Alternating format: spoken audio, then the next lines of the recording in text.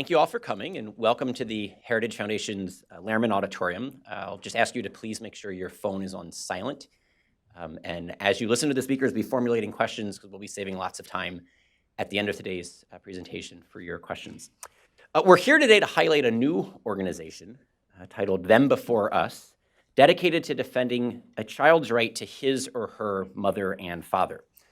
Recent developments in our law and culture have tended to place the desires of adults over the needs or rights of children, and Them Before Us intends to respond.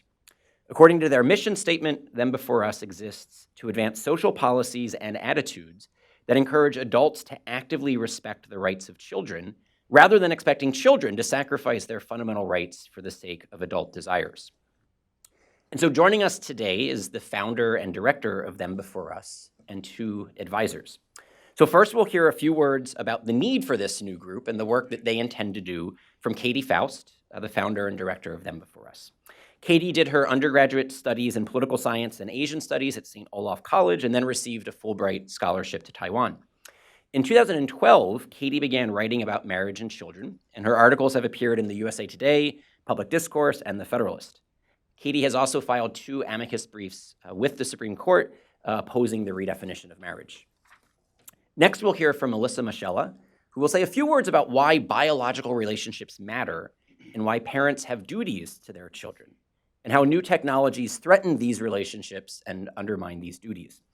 Melissa is an assistant professor of philosophy at the Catholic University of America and an assistant professor of medical ethics at Columbia University College of Physicians and Surgeons.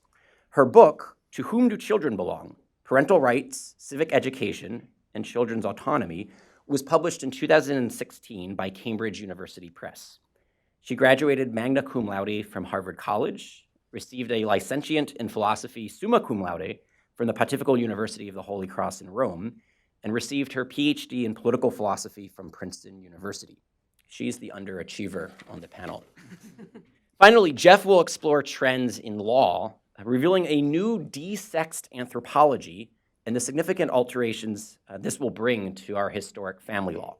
Jeff serves as senior counsel with Alliance Defending Freedom, where he devotes his efforts to strategic research and initiative development.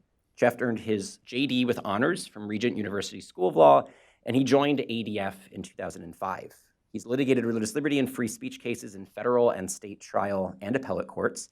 And prior to joining ADF, he was in private practice with an emphasis on criminal defense litigation and public interest constitutional practice. So please join me in welcoming today's panel.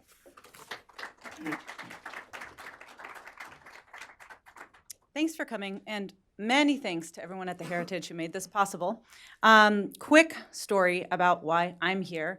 I started blogging about marriage and family in 2012. Right after Obama evolved on the issue of gay marriage, and I felt like everybody in my world and in media felt that they were now free to kind of play the bigot card, that now the only possible motivation for being against gay marriage was bigotry. And that was difficult for, I know, a lot of Americans, and certainly for me, because I have gay and lesbian family and friends, probably like all of you as well. But I understood that marriage was the most child-friendly institution the world has ever known. And I didn't want to get into this because I like keeping my friends. But when the other side started talking about children and using children to support their cause, in essence saying, you know, kids don't care if they lose a mother or father to be in this household, that's when I felt like I needed to speak up. Because I had worked with kids for a couple decades. And when you get kids alone and they talk about the things that break their hearts the most, it is always about their parents. It's always about how they lost a relationship with their mom or dad, or they divorced, or their dad might live in the same home, but he's too distant and they desperately want a deeper connection. Because being known and loved by the two people responsible for your existence is one of the most universal human longings. And I had seen and dealt with the fallout of parents prioritizing their own desires above those needs of their kids for so long. And that's what got me into this, is when the other side started spinning the narrative that that kids are okay losing one or both. So the other reason I started blogging about this is my mom has been in a relationship with another woman for 30 years. After my parents divorced, My dad dated and remarried, and my mom fell in love with one woman, and they've been together ever since. I'm not raised by two moms. My mom is my mom. Her partner is my friend. And so the other thing I wanted to communicate when I started writing about this is that you can and should be the most loving person in the lives of your gay family and friends, and you must defend marriage because it's actually a children's rights issue.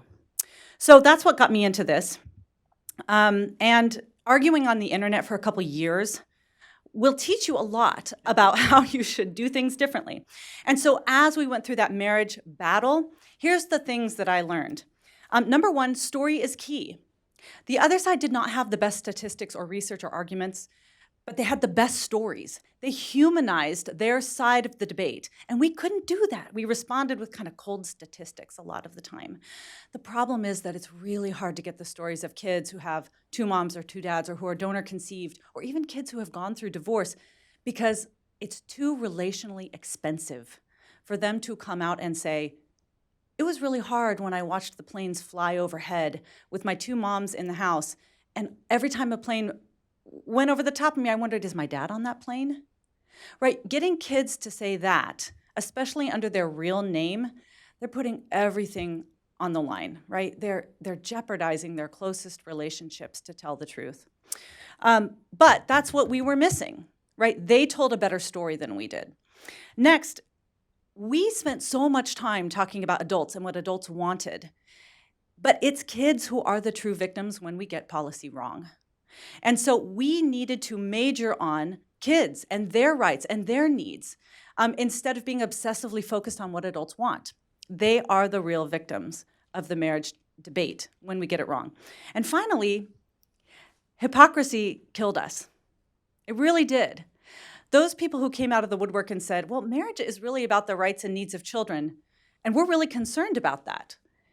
Well, the other side, like, really? Because I don't actually see you like beating the drum over the heterosexual couples who are using sperm donors. Why aren't you so concerned about that? Where were you in, the era of no-fault divorce when that was on the rise? Do you care about those kids? Why aren't you campaigning about that? And you know what? They are right. They were right. And I get it. Like, you don't want to listen to people who are children's rights advocates who are only protecting certain kids. And they all deserve protection, right? All the kids who are suffering fallout because adults are prioritizing their own desires over what kids actually need, they need a voice in this debate. So we are doing something new.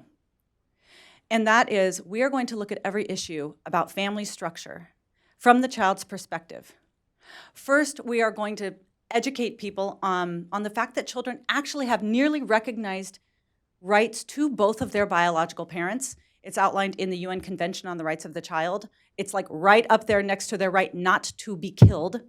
Next is right to both of their parents, because it's identity constituting, as we're going to hear from Melissa.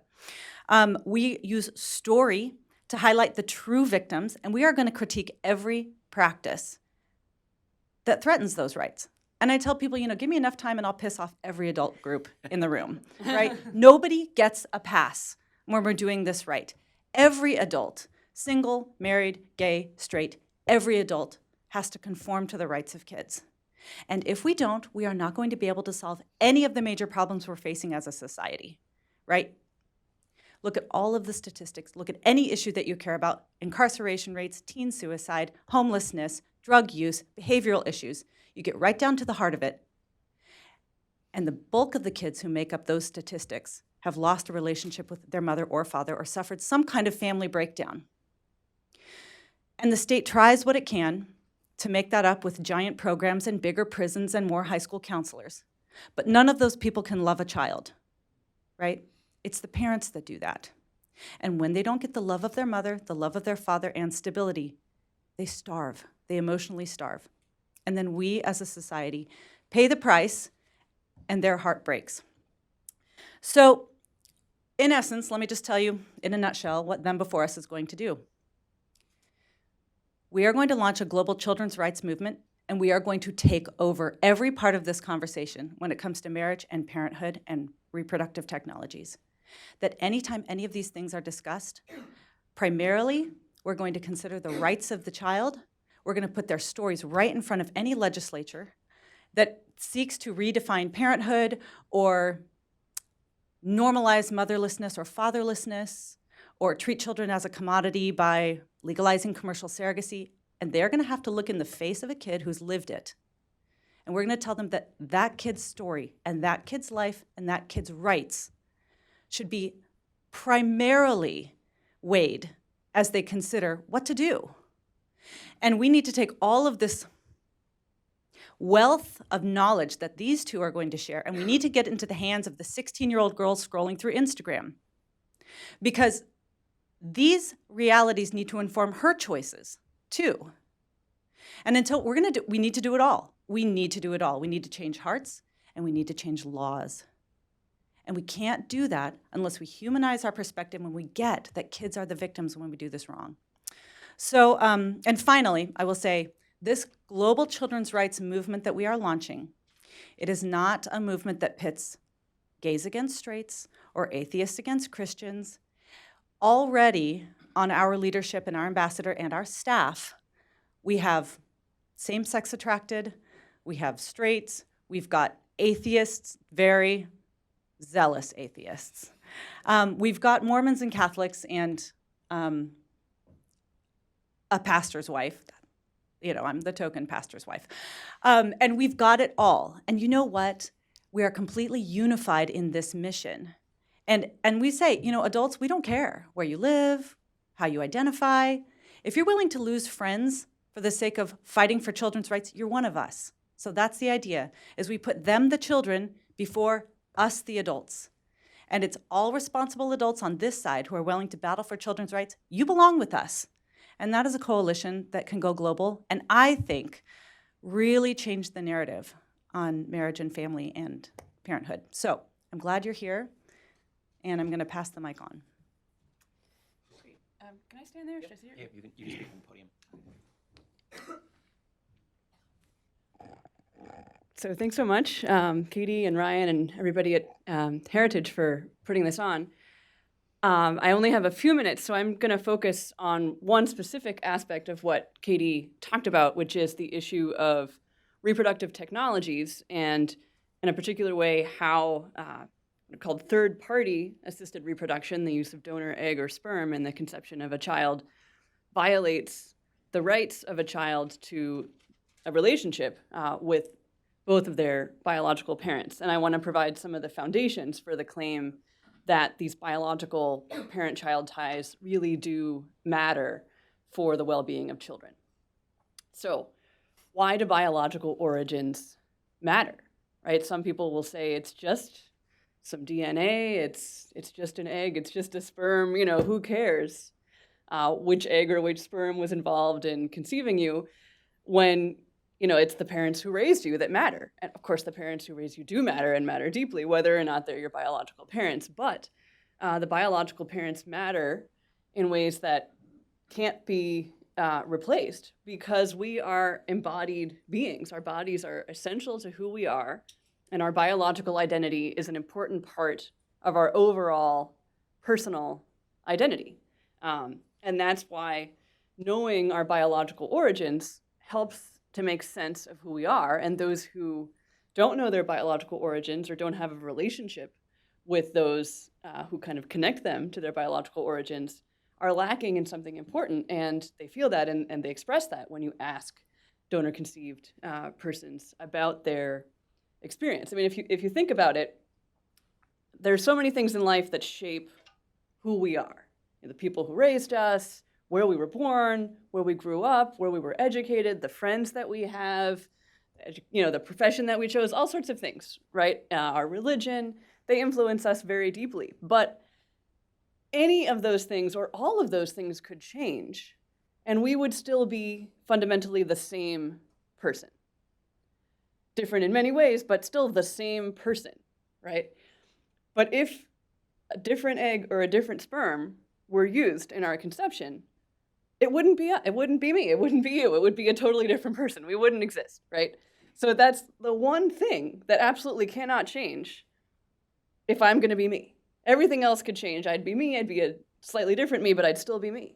So that's why this is this permanent link that exists between biological parents and their children that matters. The other things matter too, but this is something that is so deep that we can't forget about the importance for children, right? There's this permanent identity-defining link between genetic parents and their children, which means that in donor conception cases, the donor is not no one to the donor-conceived child, as sometimes the parents who raise the child will want to say, well, that person's no one to you, right? That's just a biological donor, right? That doesn't mean anything. But the donor is a very specific someone that links that person to life and to identity in a deep and permanent way. And this is, again, what a lot of donor-conceived individuals have expressed.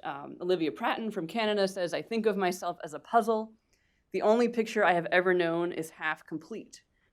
And Tom Ellis from the UK says, the stranger who helped bring me into the world and who may never want to meet or know me is important to me, but he is a part of me, and without him, I will never feel completely whole.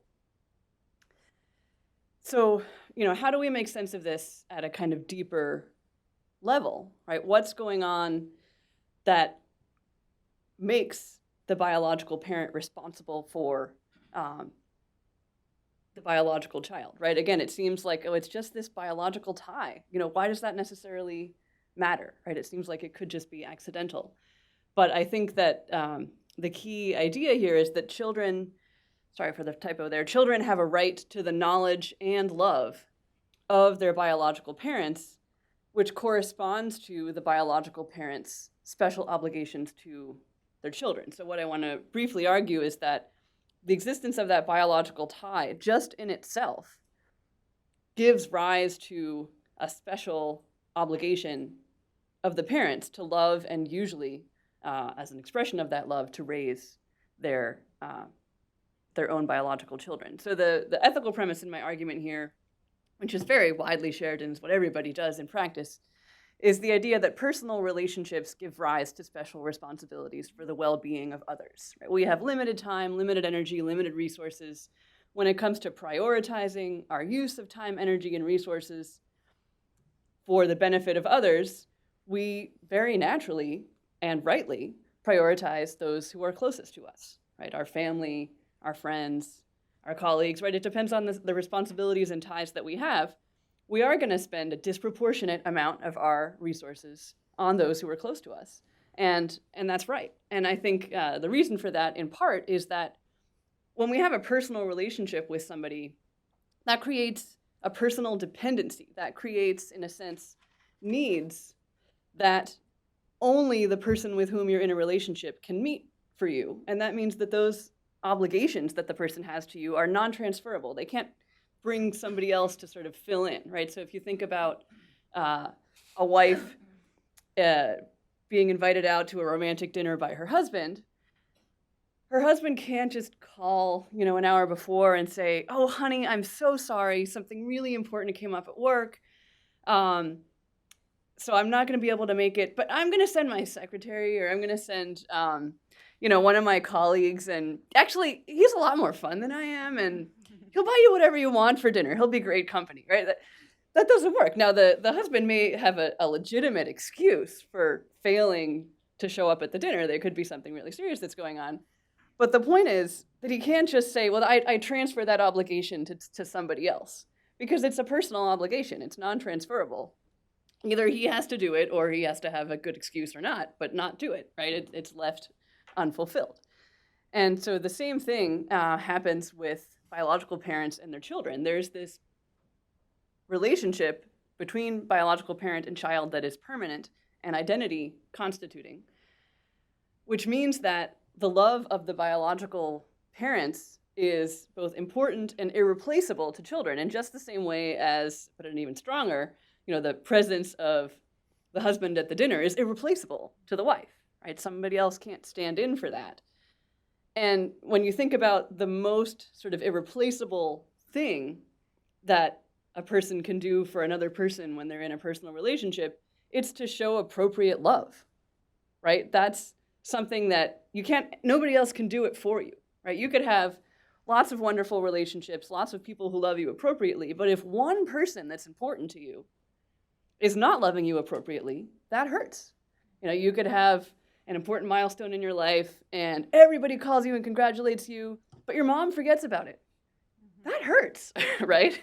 Or your best friend forgets about it. That hurts because these people are in a personal relationship with you. Their love is not replaceable, no matter how well loved you are by others.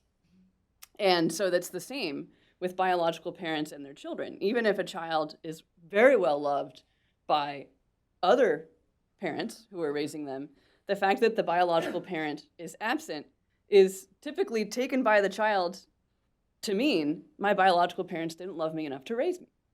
That may or may not be an accurate interpretation, and we'll look at the case of adoption in a second. But psychologically, that is the sort of instinct that a child has. And just to sort of lend plausibility to the philosophical argument, let me just summarize a few studies on this. So there's a 2005 study of donor-conceived 12 to 17-year-olds from 29 households in which over 80% said that they were likely to request the donor's identity and pursue contact, many saying they wanted to learn more about him in order to learn more about themselves. Similarly, a 2013 study with 759 respondents said donor offspring view the donor as a whole person rather than as simple genetic material. He can know you, he has looks, he can teach you about yourself. They also believe that the donor should act on his humanity. He should know about you and not remain an anonymous genetic contributor. So they feel that their donor father has an obligation to them and should sort of step up to that. The study that was done by the Institute for American Values, looking at about 500 donor-conceived adults from the US and compared them with a similar number of adopted children and those raised by biological parents, found that donor-conceived children are more confused about identity and more isolated from their families than those raised by their biological parents or adoptive parents, so they fared the worst of the three. Nearly 2/3 of the respondents agreed with the phrase, "My sperm donor is half of who I am." 45% said the circumstances of my conception bother me. 25% think about donor conception at least once a day, and almost half think about it several times a week. 50% say it makes them feel sad to see friends with their biological fathers. And then the largest study to date from 2011 looks at 741 respondents ages 9 to 40. 82% of those respondents indicated a desire to someday be in contact with the donor. The main reasons were things like curiosity about the donor's looks, desire for information about ancestry and medical history, and again, indicating this personal element so that the donor can learn about them, right? They wanted that relationship, that back and forth. Many wanted to establish a relationship with the donor. The study also found that secrecy and tension very often exists regarding the child's curiosity about the donor or search for the donor. And many reported feelings of confusion related to their conception, especially if they were told at later ages. So a few examples of feelings that they reported. One said, "I'm relieved for an explanation," when they found out that they were donor conceived, "for why I felt like a misfit. It makes me angry that I'm denied the basic right of knowing who my father was and what ethnicity I am. I'm curious as to what my biological father is like. Do I have any siblings? What were his parents like? The man who raised me is still my dad, but I'm pissed off. I'm missing half of my genetic medical history," right? So again, a variety of responses, but a lot of them indicating anger and sadness and confusion. Now, just to clarify how this differs from adoption, now there are difficulties in both situations for children because of the separation from one or both biological parents, and that's well known psychologically. But in adoption, the big difference is that the separation from the biological parent is not intentional and premeditated. And therefore, it's not necessarily, it could be, but it's not necessarily a sign of indifference or rejection on the part of the biological parents. It could be a sign that the biological parents loved the child so much that though they really wanted to raise the child, realized that they were in no situation to be able to do so in a decent way, and so allowed others who were more competent and capable of doing that to raise that child, right? But that, in that case, right, could be a sign of love rather than a sign of rejection. And the child can later on come to understand that. That's one of the things that have now been shown about open adoption arrangements, which can often be really healing for children, is that they can come to find out the reasons why the biological parents did not raise them, and come to understand that that was a decision made out of love, not out of indifference or rejection. But again, by contrast, in donor conception, there's a premeditated choice to create the non-ideal circumstances for the child, right? And one donor-conceived child put it very strongly, saying, with adoption, you're making the best of the raw deal that life dealt a child. With donor conception, you're creating that raw deal, right? Again, a very big difference. So just some questions to consider in conclusion, right, is forbidding donor anonymity, which is something that a lot of countries have done in Europe, in Australia, parts of Australia. But is that really enough, right? That's a step, but is that enough? Children have a right not just to knowledge of their genetic parents and medical history, but also to the love of those parents. And, should the parent's desire for a genetically related child trump the child's desire to the love of his or her genetic parents? I think Them Before Us has a very clear answer to that, and that is no.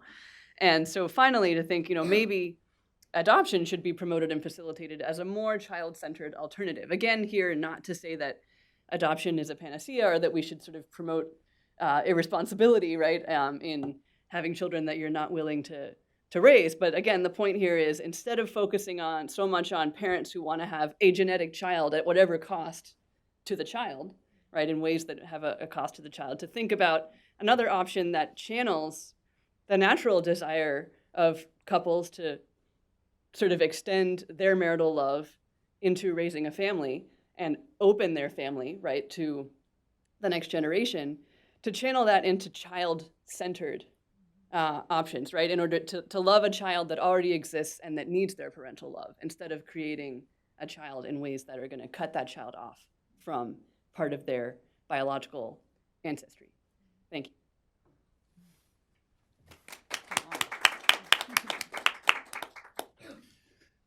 Well, good afternoon.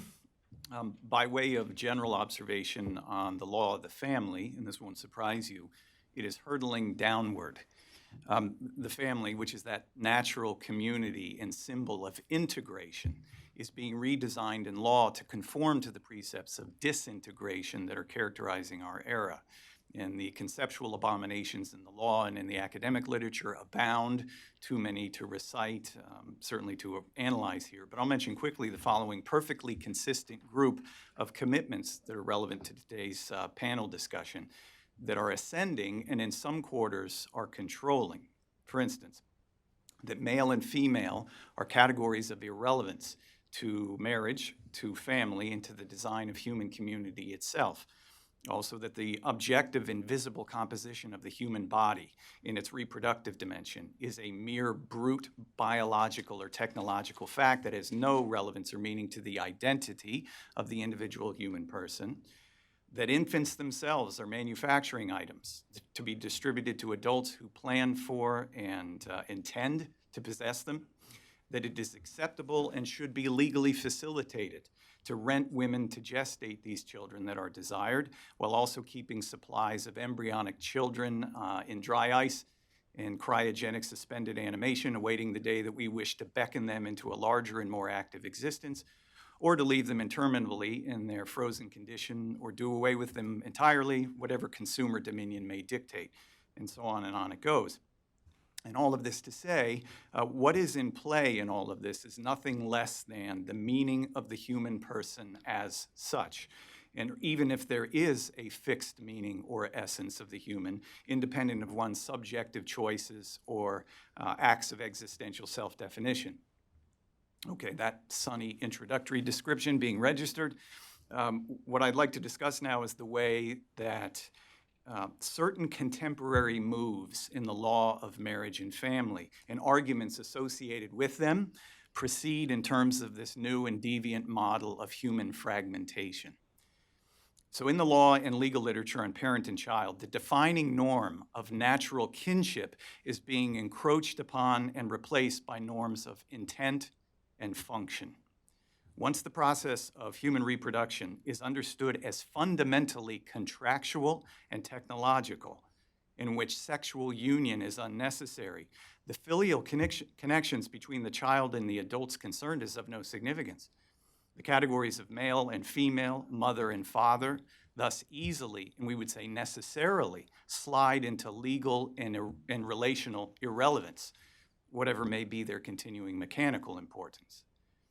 Thus do courts now often speak of infants in homes of same-sex couples as their children, and write of same-sex couples conceiving together a child. Now, of course, those phrases previously only referred to male-female unions, which is the only union that can possibly conceive together. But in the new commercial technological frame of reference, for courts and commentators to be writing of same-sex couples conceiving together a child, their child, does make a new kind of sense, for that phrase now does not denote a natural embodied relation of generativity, but rather a joint agreement to commission a non-sexual process of embryo creation that involves no genetic connection to at least one of the parties, and perhaps to either of them.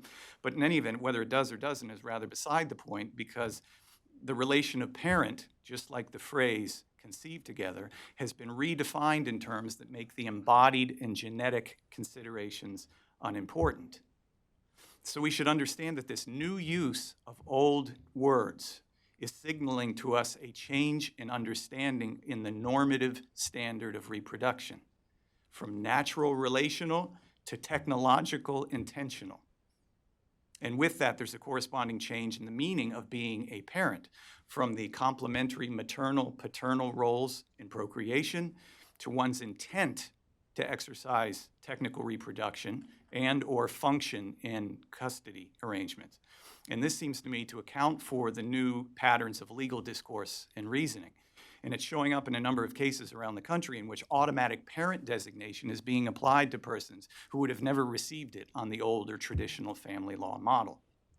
Now, a somewhat out of the way but striking example of the employ of this new logic, this from a state appellate judge writing in a case that granted a woman, Susan, paternity of her female spouse Kimberly's child. Now, this being something of a trend in cases recently. And the judge wrote, in his opinion, partially concurring, partially dissenting from the outcome in the case, he wrote the following, I quote, "I also agree that the facts and equitable considerations make a compelling case for Susan to have parenting rights." Well, let's see what those are. He writes, "Susan and Kimberly were a legally married couple when their baby was born." Notice their baby. Not only did they execute a co-parenting agreement in times that were happier between them, but Susan, rather than Kimberly, would have been mother had she been able to conceive through artificial insemination, which would have reversed the present circumstances. Now, this is surely one of the more bracing formulations that I've read applying the new outlook. Conveying the idea that who is the natural mother and who is the child is quite beside the point. It's only fair that both women get to share this child, as they both were trying to summon one through artificial insemination, and only one of them had success. Dear me. I'm reminded of the concept registered by Nicolas Cage's character as the infertile husband in the comedy film Raising Arizona, as he was kidnapping one of the infants of another family's quintuplets. And he expressed the idea that he and his wife possessed, that is, and I quote, "We thought it unfair that some should have so many while others have so few." Now, the humor there, of course, is in the criminal dislocation of the idea of fair distribution into the realm of child custody. But I fear that we are entering an era in which the dark humor of that line is going to be missed, at least by our elite class, and instead will be understood as either an uncontroversial truth or perhaps as a legal principle. For once the androgynous and mechanistic precepts of redefined marriage and children as projects of intention are fully internalized in the law and in the mind of the community, and blood tie connection is deemed irrelevant and thus reasonably forbidden legal consideration in custody assignments, the conquest of abstraction over creation will be complete, which will necessarily usher in a very different form of social organization. I mentioned that courts across the country are now assigning paternity to women at least in a manner of speaking, by giving paternity presumption statutes what those courts call a gender-neutral interpretation. Courts read the statutory terms stating, for example, the husband of the wife giving birth is rebuttably presumed to be the father of the child. And the courts then read that to mean that the female partner of the mother giving birth is the parent of that child. As if the court's desexing of irremediably sexed terms reasonably can be called interpreting that statute, as opposed to, say, consigning the statute to the flames and then making a new one in its place.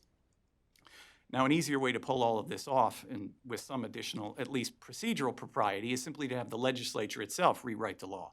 And that is indeed the explicit goal of the revised Uniform Parentage Act of 2017, which, as explained by the reporter for the Drafting Commission, was guided by two principles. First, expanding the pathways for recognition of non-biological parentage, and second, to eliminate gender-based, that is sex-based, distinctions.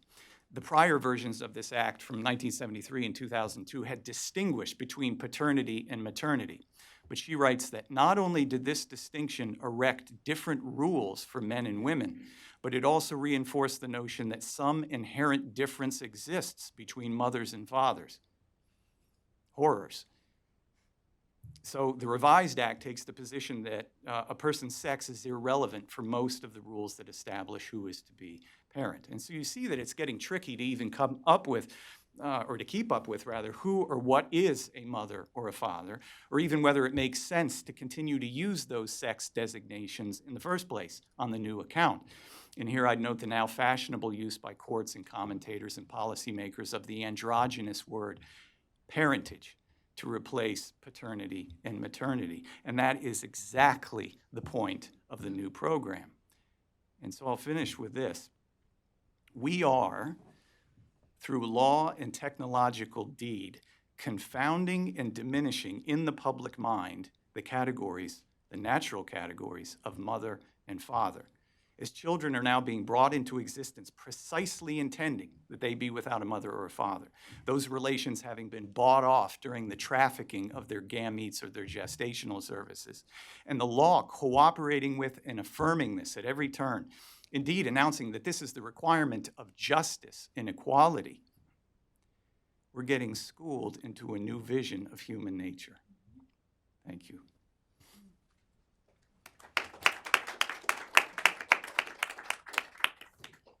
Great. So we have plenty of time for questions, and I think we'll also have plenty of time for answers. I'll just ask, wait for a microphone to come to you because there are people live streaming this, and this video will be archived on the web. Tell us who you are, and then make sure your question ends with a question mark. The floor is open. Yes.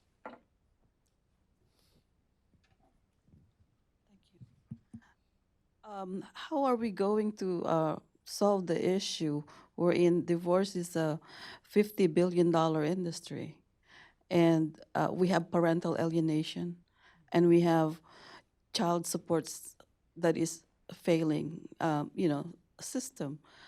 My concern is that adding that more, because this is the first time I've ever heard this issue, we do have problems like this here, but if you watch the media, they're just focusing on parent separation in the borders. Mm-hmm. So we're not really addressing our home issue. Mm-hmm. Mm-hmm. Well, Jeff may have a better answer about kind of the legality of that, but the state of the family is not where we are in the United States right now because of gays and lesbians, right? We are here because we accepted the poisonous narrative of the sexual revolution that adult sexual desire should be prioritized above everything else. That happened in tandem with the passage of no-fault divorce, and while it's really hard to get statistics on why people divorce, the best guess, the best figure I've seen is about 80% divorce, not because of abuse, abandonment, adultery, or addiction, right? That most of the time it's because people fall out of love or feel they have irreconcilable differences. And so that 20% where there really is a threat or a fault, right, there does need to be provision for that.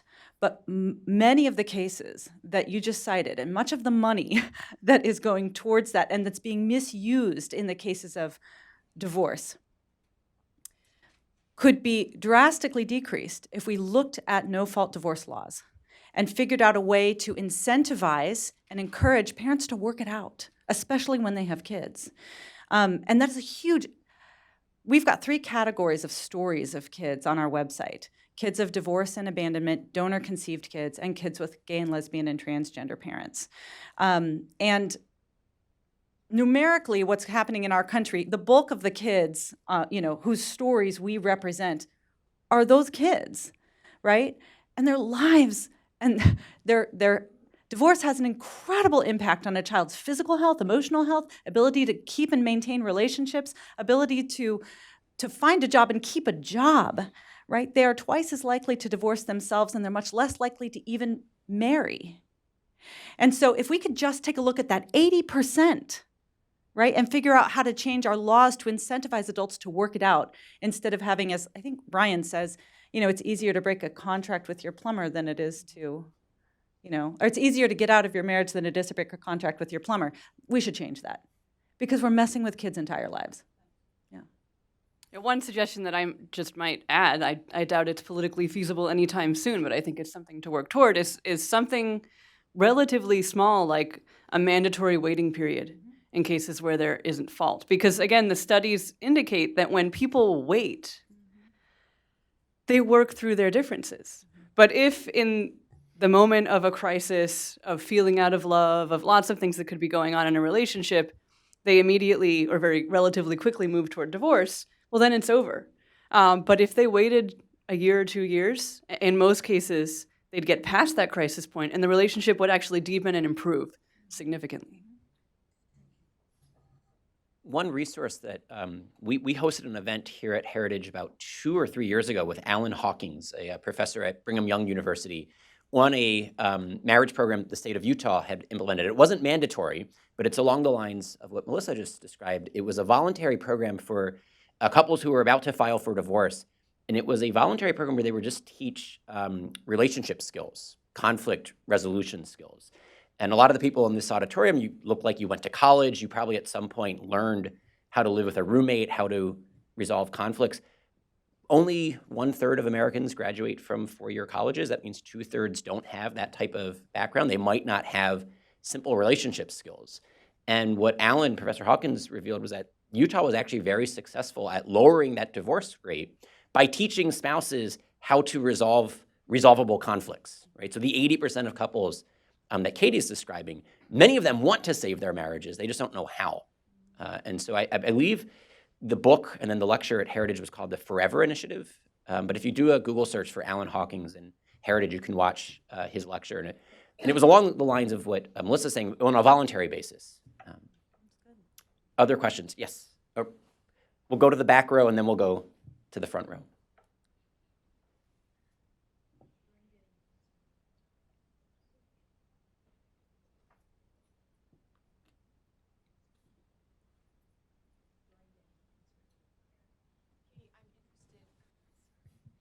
Okay, I'll try it again. Katie, I'm interested in the same-sex couples that you have in your coalition, and wonder about their views on the right to have a child or to create children, because that's clearly they're unable without some kind of a donor or assisted reproductive technology, and so that bond is already broken or never formed.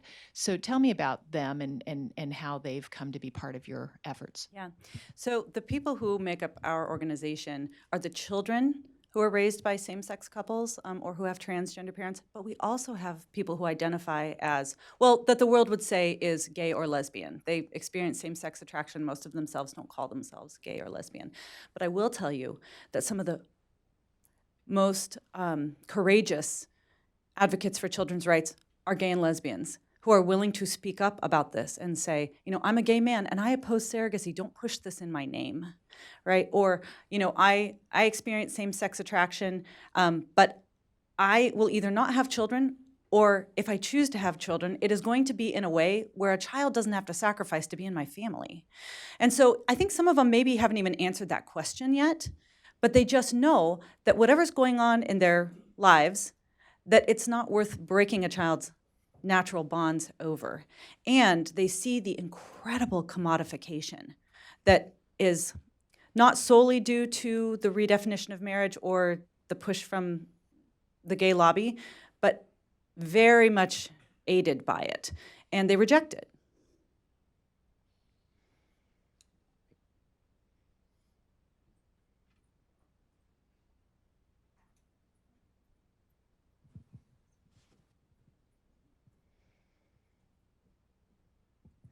Melanie Israel, Heritage Foundation.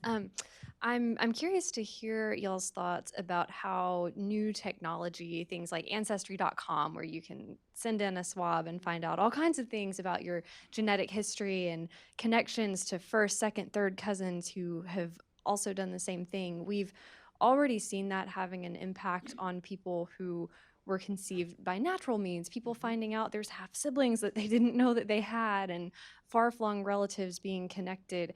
How do you see that technology impacting not just children of those conceived in these donor arrangements, but also people who were the donors themselves and the relatives of these donors and all the complications that can stem from that? I think, first of all, the fact that looking for your ancestors has such wide appeal, I mean, through advanced means that we have now, or even through old-fashioned means of doing the family tree and searching and traveling, is just a testament to the fact that our ancestry matters to us, right? That our biological roots really do matter to us because they're a part of who we are. And I think that there is this tension in our culture where, on the one hand, the culture wants to say, in the name of sexual liberation and reproductive autonomy, biological ties don't matter. But on the other hand, lots of people are doing all these things that show that biological ties clearly do matter, right? So it's, I mean, and even within reproductive technology itself, there's this irony that it's because one parent, at least, wants a genetically related child that they're then creating a child in a way that separates that child from the other, right, genetic parent. So, you know, even there, right, there is this kind of hypocrisy saying genetics really matters for me because I want my child, but it doesn't matter that much for my child. That sperm donor or egg donor is of no importance to the child. But I also think it means that the idea of donor anonymity is going to be effectively impossible to maintain because there are now all these means to find out what's happening. So it's interesting to think about how that's going to affect trends and willingness of individuals to donate and really sell effectively eggs or sperm, knowing that it's going to be much more likely that they'll be discovered. But I also think it's the case that most individuals, usually college-age students or young professional-age people who are thinking about donating eggs or sperm, they're often just not even thinking about the future at all. And often these people, when they get older, when they start to have a family themselves and so on, and realize, wait, this kid that I now have, that I'm raising, is actually no more my kid in a certain sense than the kids that I may have out there because of my sperm donation or egg donation, and that weighs on them too. So I think that a lot of times there's also an issue of just informed consent and maturity involved with regard to the sperm and egg donors who are targeted and themselves commodified in this whole process. So it really is this industry where, you know, everybody involved, right, is being treated as a commodity in an area that's so intimate and so important that, you know, should be the last area that we want to bring in the kind of logic of the market. Just to add, the commodity consideration is one that I saw make a interesting appearance in the news recently. I don't know if any of you had seen the New York Post story that talked about the woman who had a boy embryo sitting on ice, and she wanted a daughter, or maybe it was the other way around. So she went on social media and said, "Who wants to trade? I have a boy, I'd like a girl." And so then they started to barter through who should have which and so on and so forth. And she actually used the word, I put it down. She said, with respect to this boy she didn't want, "Now I have a commodity, something I can leverage," which is an interesting way to discuss human life. Let me just say that, there's some people on the conservative side who will kind of scratch their head when I talk about what I'm doing. And they're like, oh, is that something that we really need? I don't know about that. Why is it important to defend a child's right to their mother and father? I mean, really what we need to have is parental rights, right? We need to just work on enforcing parental rights. And my answer is, once you abandon that idea that children have a right to their parents, right? Not just that I have a right to the children that are born to me, but children have a claim on the people who are responsible for their existence. Once you abandon that, children become commodities to be cut and pasted, swapped and traded into any adult relationship. And statistically, that is going to put them at a huge disadvantage, right? Statistically, they are going to be in homes where they are less protected, less attached, that are less permanent, because that is the nature of non-biological adults, right? And that is why in the adoption world, we spend decades refining our best practices to vet non-biological parents who want to take on a child who does not have a biological connection to them, because social workers recognize that when you are placing a child with an unrelated adult, you are putting them at risk. So you better do your best to make sure that that adult is financially and emotionally ready and have a stable relationship to offer this child what they deserve. So yeah, this is the thing, right? We have to get this right, defending a child's right to their mother and father, because if we don't, they really don't have any right in family structure at all, and they can go to the adult who has the most means and can put together sperm, egg, and womb and then walk out of the hospital with them. And I would add that you undermine the foundation of parental rights if you fail to recognize the flip side of that in parental obligations to their own biological children. So let me offer one thought, and then we'll get to another question here, about how both the parental right and duty and the child right and duty can be embodied. When Melissa was speaking, I thought of this. It was 4 months ago today that my wife gave birth to our son. And so it was 2 days later that we checked out of the hospital. And when we checked out, we didn't just want to go home with a baby, right? We wanted to go home with our baby. And I think it's easy for people to see if, you and your wife are expecting a child, you go to the hospital, you care which baby they send you home with. Can you also see the flip side of that the baby might care which parents he or she is sent home with? And that's what Katie and Melissa and Jeff are getting at here, is to say that child has already a relationship. It's a biological relationship, and it should be extended into a social relationship. There were two hands. We'll go in the back row in the middle, and then in the front row in the middle. Hey, Brandon Schulter, Christian Post. When we are confronting these issues, particularly I'm thinking of artificial reproductive technology, which is a burgeoning industry, and it continues to develop. I think the storytelling tack is a wise one in light of the failures that social conservatives and Christians who have tried to defend marriage and things in the past unsuccessfully. But the bottom line is even if you tell heartrending stories, it seems to me that we're going to have to come up against this mass selfishness and narcissism that people literally think they have a right. The sexual desire has been centered and valorized, and it rules the day.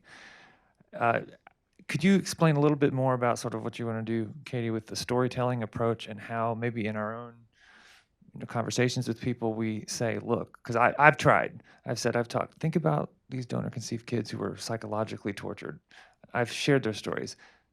Still, it seems like this impenetrable wall over many people's minds in this day and age where, yes, you can appeal to their reason or you can appeal to their subconscious with a story, but I'd like to hear more because it certainly seems like we're up against a real selfish stronghold. That's such a good question, and we're not going to reach everybody. But there's a lot of people that we can reach because most people have never even heard of this. Most people have not understood that children have these fundamental rights. And so that's another reason why Them Before Us is doing things differently. In the past, social conservatives have kind of started with, well, this is marriage, and this is what we like, and this is what we're in support of, and at some point trickle down, it has to do with kids. And then the objections also exist up here. Well, yeah, but I want to get married and not have kids. Well, not everybody's going to get married, and so why does it have to? No, we start with kids. This is what their rights are. This is what their needs are. And this is what it looks like when we don't defend it. Read their stories. Read their stories. And so you'll see on our social media pages and on our website, we hammer this all the time, right? And if there's a news story that comes in that talks about, some celebrity surrogacy, Kardashian something, right? We take that, we reframe it, and we say, no, from the child's perspective. Look at it from the kid's perspective. This is what the kid's losing. So we hammer that over and over and over. Once you get that, once you get children's rights, children's needs, and that their heart breaks when you get it wrong, and that all of society pays the price when we normalize this mother and fatherlessness, work outward from there. Once you get this, you actually solve all the other problems. Well, what about 2 women on birth certificates? No. Children have the right to be known and loved by both biological parents. Well, what about surrogacy? No. You don't get to deliberately sever the bond between a child and their birth mother. Well, what about third-party reproduction? No. Your desire to have a child does not override their right to be known and loved by both mother and father. Well, what about no-fault divorce? No. Children need a permanent union with both parents, and marriage is the only place, the only institution where both those rights come together permanently. So it needs to be permanent. So we have spent so much time dealing with all of the symptoms, right? Well, what about birth certificate? Well, how do we deal with adoption, right? Go child-centric, major on children's rights, and all these periphery issues answer themselves. But we have to change the way we talk about this. And here is the good news. In this world where everybody comes from different countries and have different sexual orientations, and we are being divided up by identity groups, we actually have one thing in common. Really, like probably the last thing that we all have in common. We came from a man and woman, and we either get that we desperately needed both of them, and we're so grateful that we had them all our life, or we understand how painful it was to lose one or both. And that is why we're able to build this ridiculous and fabulous coalition of people behind this movement, because we actually have this thing in common. And so this is where we start and we work outward. And we're not going to get everybody, but we start with humanizing the child through their stories. We back it up with the best damn social science that we can find, and we've got it all. We've got it all when you're talking about stats and studies. We have the best. We lead with story, we follow with study, and I really do think that this is what can change hearts and minds. Okay, we have time for one last question, so it's going to be up here. Hi, I'm Jim Mason with Homeschool Legal Defense Association and Parental Rights Foundation. Jeff, how much traction has the Uniform Parentage Act gotten, in your view, out in the real world? That's part one of the question. And part two is, has there been any surveying or polling to see how the ideas embraced by the Uniform Parentage Act have penetrated society? Yeah, good question. I know that last I checked, I believe there were 4 states that had adopted the UPA. Katie's best efforts notwithstanding, Washington State was one of those places. So I think it's Washington and California, maybe Rhode Island, perhaps another one. So I think at this point it's only 4 states that have adopted it. But obviously the crusade is engaged in wanting to see this pop up in lots of other places. Because, as I mentioned earlier, it's sometimes a little more plausible for legislatures to pull this off than for courts to pretend that they're interpreting the law in order to pull this off. Your second question related to polling. I don't pay attention to those kinds of things. I can only kind of give you my sense of having looked at the jurisprudence and some of the academic literature, which is in a condition that I utterly reprobate because the commitments resident there are so, I would say, inhuman. I read you that one example, but there are similar kinds of forms of thinking that can be found in lots of cases when this issue is coming up. Essentially what's happening is the law and those who are charged with administering it are attempting to pivot to take account of these new unnatural relationships in which children are finding themselves. And they find that they're incompatible with the traditional family law system. So they're having to concoct something else on the fly in order to accommodate this sort of thing. So rather than sticking with the old model, the natural family model, they're willing to abandon it to conform to the, the new instantiations of the sexual revolution. But it's a real problem in the jurisprudence and the way that the legal academy is looking at these questions. So we are out of time. We do have sandwiches right outside these stores, and you're all invited to join us with that lunch. And please join me in thanking the panelists.